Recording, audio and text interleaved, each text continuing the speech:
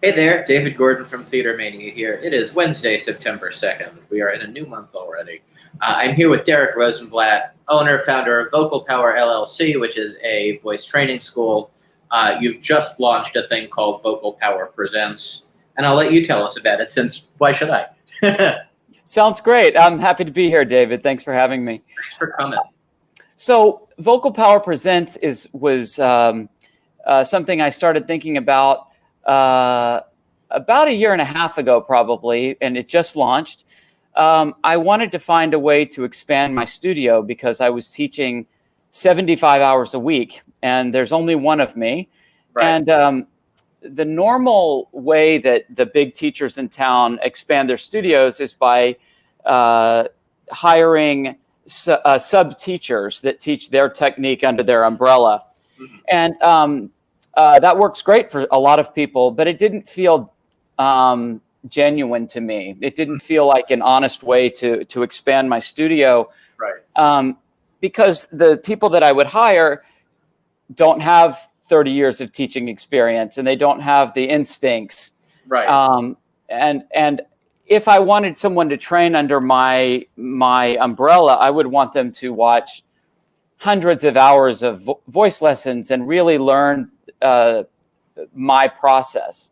Right. So instead, I wanted to find another way to do it. So I have a student, Morgan James, who is, as most people know, is one of the best technicians in the world. She's a beautiful, incredible singer person.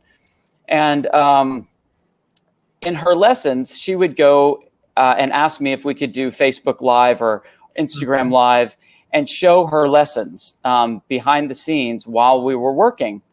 And at first I was like, are you kidding me? Nobody wants to show their private work behind the scenes. Everyone wants the finished product, right? And not what they hear on the record. Right, exactly. And they don't want to show their flaws or that they're human beings. So I said, okay, sure, why not? So she started to host these casual lessons, and we noticed that tens of thousands of people were watching them and commenting and so interested in the process and in the details in the technique. Yeah. And Morgan is so lovely and giving and vulnerable, and it was just fascinating to me how it all kind of started, this idea. So it's a series of, it's a video series. It's sort of like masterclass or something. And it's your different students showing off their vocal techniques. Right. So I really try to focus on the student and not me. Mm-hmm. And it is like masterclass, but it's a lot more specialized. Yeah. So I didn't know how I was going to start it. So I had a film crew come in. I never do anything halfway.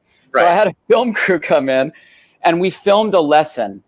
And then I said, well, we have to add an interview, right? So we have these beautiful interviews of the journey of these different, very successful, very talented artists talking about their fears and their how they work and their advice to other singers. And they're doing it in my studio where they feel safe. Mm-hmm. So the interviews are really raw and real and poignant and surprising to me and funny. And then we do a full lesson, and we work on really specific technical points throughout their natural work. So it's like reality TV. Right. And I don't cut anything. It's all raw. If there's mistakes, if there's cracks, if I say something stupid, I leave it in there so that people can see what it's really like. Right. And it's quite remarkable. And then we have bloopers, and that's a lot of fun. And we've also brought in guests like the world-renowned ENT surgeon Linda Dahl. Mm-hmm. So we're going to have 3 separate episodes of Linda Dahl speaking about anatomy and the medical aspects of the voice. And we're going to intersperse those within the episodes so that if I'm speaking about why does vibrato happen, or what is the how does straight tone happen, we can also talk about it from an anatomical point of view as well. That's awesome. One of the things, were you working with Alex? Alex Breitman is one of your students, clients, however you prefer to refer to it. Correct. Yeah. Were you working with him on Beetlejuice? Yes, we had actually been partners for years, professional partners, and we started at the beginning of his journey at School of Rock, and then I stayed. We still work together, and we've had an amazing journey together. And his episode is actually airing a week from this Saturday, the 15th. And it's great. So you can hear all about his ventricular fold phonation and how he does the Beetlejuice voice and how we keep him healthy. We had we'd done a video with him where he discusses the specific parts of his voice that allows him to do that, just like that super specific Beetlejuice voice without basically blowing out his voice in one performance. Mm-hmm. It was a wonderful thing. It was really cool because he comes in and he says, Deric, I'm thinking about this for the Beetlejuice voice. And he does this thing. Now, I surmised what it was, but I said we couldn't be sure until we had him scoped. Mm-hmm. So we had him scoped, meaning we put a laryngoscope. We actually looked at his vocal cords, which I'll show on the episode. Yeah. And it was actually that. And it's a way of phonating the tissue above the vocal cords called the false vocal cords or the ventricular folds. And there's other, I won't get too detailed, but other types of vibration that cause this monster sound. And it's not completely healthy, but we do it in the healthiest way possible so that he was able to do all of these shows and never call out. And it was quite remarkable. Are you the type of teacher, I mean, you've been doing this long enough now. Can you go to a concert or can you go to a Broadway show and watch and listen to the singers and say, oh, they're doing it wrong, or oh, they're going to can you sense that from just what you hear on stage? Yes, I can go to a concert and listen in two different ways. Sometimes I just want to enjoy a concert or a show, and I can turn it off. And I can tell you basically, if you said, Deric, what did you think of this singer or this singer? I could tell you basic things about them or things that I thought were healthy or not healthy or effective or not effective. But if you asked me to go, for instance, I go to shows often to see my students. Yeah. And if I'm going there specifically to listen to them or to the other people in the show that I'm potentially going to work with, there are lots of things that I can tell about the voice, whether it be health or damage or good technique or poor technique or things that could be fixed immediately, that type of thing. Could you tell what my voice sounds like now over Zoom, or does it have to be an in-person thing? Because the computer distorts so much. Well, in the age of COVID, I've had to switch largely to online lessons. So what I've done in order to make it, it does work. But I have everyone in surround sound in my studio. So I have speakers all around me, and I would certainly rather have someone in person. Right. But I can tell a lot by being, virtual like this as well. How do you, we were discussing this before we went live, that I do a lot of this. I do this every day, this thing.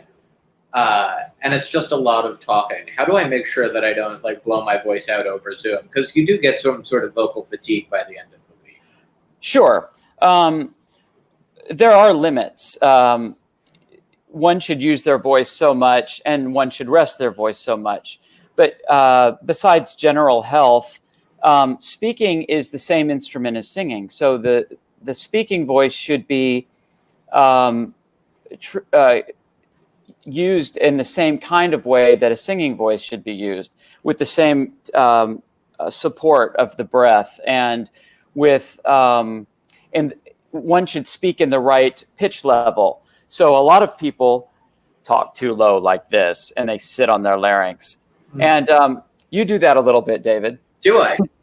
Yeah, just sometimes you drop down into a like almost a fry, and that will wear you out. So if you say hello or between those two pitches is about a good healthy place to speak. So if I say hello, that's about where I'm speaking right now, and then say it again. Hello. That's a great place. Yes. And then, of course, general things like good hydration and general vocal health, physical health is really important as well. So I work with one of my students who's very famous, Rupi Kaur, the poet. She came to me because she wanted to work on her speaking voice, because she does all of these concerts, right, where she does poetry readings. And it's not about her singing, but we work on her singing to help her develop a process that is physically more efficient for her instrument, for her vocal instrument. And the progress that she has made is remarkable. And mostly, besides singing, we'll go through her poems, and we'll talk about things that are healthy about how she's speaking, or not healthy about how, ways that she's speaking. And it's funny, and I know I slouch too, and I'm sure that slouching doesn't help when it comes to that. That's true. It makes it harder to compress the air properly with your abdominal muscles. Yeah. Can I ask you, without giving away too many of your trade secrets, can I ask you to give not only me but the people watching this like a couple of very basic tips on like talking on Zoom and proper ways, like one or two like proper techniques when they're on a Zoom call or on a Zoom meeting? Okay, sure. And I don't mind giving away all of the tricks, because that's what Vocal Power Presents is. Yeah. You know, I really am teaching a regular lesson, and and there's a little box on the side of the screen that says, this is what to listen for. And then we talk about it in the lesson. So it's really cool, you know? Yeah. So some techniques for speaking on Zoom. First of all, pitch level. Then I would say that because you're speaking in a call like this, you can really focus on the speed of your speech, so that there's rest in between phrases. You know, so many people talk like this and they just keep on going and they never breathe. Yeah, I say a lot of things very quickly, I find. Right. And that way, people don't really hear what you're saying when you do that. So if you really take time in between phrases, and you take time to let people absorb, and you have time to rest between phrases, you can start over at the beginning of each phrase. So when I talk about singing and speaking, there's a preparation, there's an onset, which is how you close the vocal cords, and there's a release. And there really should be a release at the end of every phrase, which is the beginning of the next preparation, so that you can start in a free way when you start speaking in a resonant, free way. That's so interesting. I have no frame of reference for this, so it's just really cool to hear like what you can do to do better. Because even now, the second you pointed it out, I feel without taking a breath, and B, I feel myself going all the way down here, because that's sort of what happens when I run out of a breath. Right, right. Also, people tend to use too much air. What you want to use is the right amount of air, which is usually less, and you want to use it more efficiently. I'm going to flash the vocalpowerpresents.nyc banner up here so people can see it. By the way, for your viewers, if they sign up if they sign up for one of the subscriptions, they get 30 free days. So a full free month if they use the code VPPTM. So Vocal Power Presents TheaterMania. And it's all caps. There it is. Yes. And that website, that code. Yep, that'll give them a free month so they can check out Morgan James today. Yeah. And then a week from Saturday, they can look at Alex Breitman's video and they can decide if they want to continue or not. Yeah. And you've got a really cool lineup coming up. Thank you. Yes.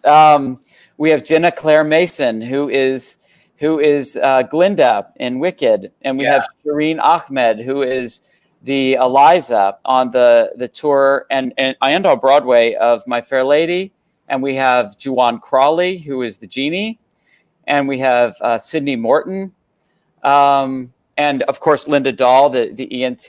And we're going to have some wonderful surprises. I'll tell you a secret. We're going to have Rachel Tucker's going to come on. Awesome.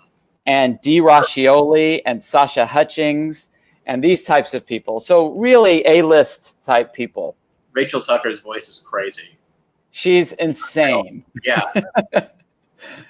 Unreal. Anyway, thank you so much for your time.